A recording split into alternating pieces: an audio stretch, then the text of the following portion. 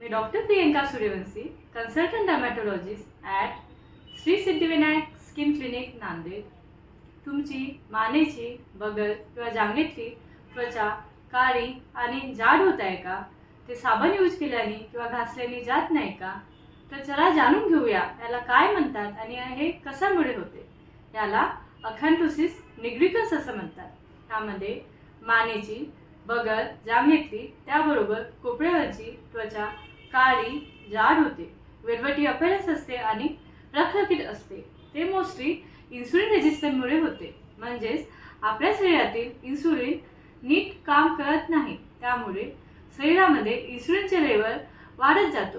इन्सुलिनचे level वाढलं की insulin growth फॅक्टरचं level वाढतो, त्यामुळे फायब्रोब्लास्ट प्रोलिफरेशन होतात आणि मेलानिन सिंथेसिस होते. ह्या सगळ्यामुळे त्वचा जाड होते आणि काळी होते. याचे काही रिस्क फॅक्टर आहेत. Most commonly diabetes and pre diabetes, obesity, PCOS or any hormonal association, any drug intake including statin, oral contraceptive or oral corticosteroid आणि रेअरली मॅलिग्नन्सी म्हणजेच कॅन्सर. कॅन्सर बरोबर असोसिएशन असेल तर हा आजार रॅपिडली प्रोग्रेसिव्ह असतो आणि खूप एक्सटेन्सिव्ह असतो. सो हा आजार फक्त स्किन म्हणजे त्वचा पुरती मर्यादित नाही.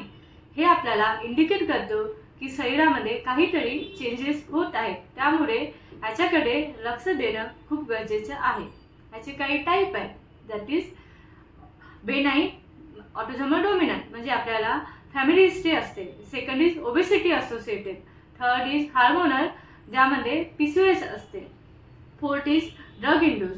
फिफ्थ इज मॅलिग्नन्सी आणि six is unilateral all nevoid type of acanthosis nigricans. Depending upon clinical sign आणि सिम्पटम पेशंटनुसार आपण काही तपासण्या ॲडवाईस करतो. त्यामध्ये serum fasting insulin, HbA1c, blood sugar, fasting and postprandial, thyroid profile, lipid profile. जर PCOSचे साईन अँड सिम्पटम असेल, जसे मेन्स्ट्रुअल सायकल इरेग्युलर असेल, ॲक्ने असेल, हर्सुटिझम असेल, तर आपण हार्मोनल इव्हॅल्युएशन करतो. त्यामध्ये सिरम फ्री टेस्टोस्टेरॉन, DHEA आणि USG पेल्विस. त्याबरोबर USG abdomen depending upon the malignancy advise करतो. सो याचे मॅनेजमेंटकरिता अंडरलाईन जे कॉज आहेत त्याचे ट्रीटमेंट करणं खूप आवश्यक आहे. PCOS किंवा ओबेसिटी किंवा डायबिटीज असेल तर ते कंट्रोल करणं आवश्यक आहे. वेट रिडक्शन इम्पॉर्टंट आहे, योगा किंवा एक्सरसाइज इम्पॉर्टंट आहे आणि नियमित संतुलित आहार घेणं आवश्यक आहे. आणि स्किन मॅनेजमेंटमध्ये आपण स्किन थिकनेस कमी करण्याकरिता आपण केरॅटोलायटिक ॲडवाईस करतो. त्यामध्ये युरिया, लॅक्टिक ॲसिड आणि सॅलिसिलिक ॲसिड. गरज असेल तर रेटिनॉइडचं क्रीम किंवा ऑइंटमेंट लावायला देतो. आणि पिगमेंटेशन कमी करण्याकरता कोजिक ॲसिड किंवा ट्रान्झॅमिक ॲसिड ॲडवाईस करतो. ह्या सगळ्यांनी रिस्पॉन्स नसेल तर पेशंट सिव्हिरिटीनुसार आपण पिल ॲडवाईस करतो. त्यामध्ये ट्रायक्लोरोॲसिटिक ॲसिड पिल, सॅलिसिलिक पिल, ग्लायकोलिक पिल किंवा येलो पिल ॲडवाईस करतो. आणि काही ओरल मेडिकेशन पण देतो. त्यामध्ये अल्फा लायपोइक ॲसिड आणि मेटफॉर्मिन ॲडवाईस करतो.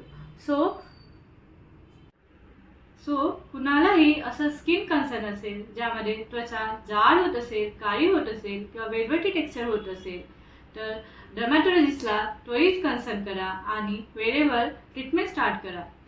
अखॅन्थोसिस निग्रिकन्स हा फक्त स्किन पुरती मर्यादित नसून ते आपल्या शरीरात काहीतरी चेंजेस होत आहे हे दर्शवत आहे. सो त्याकरिता योग्य ट्रीटमेंट स्टार्ट करा.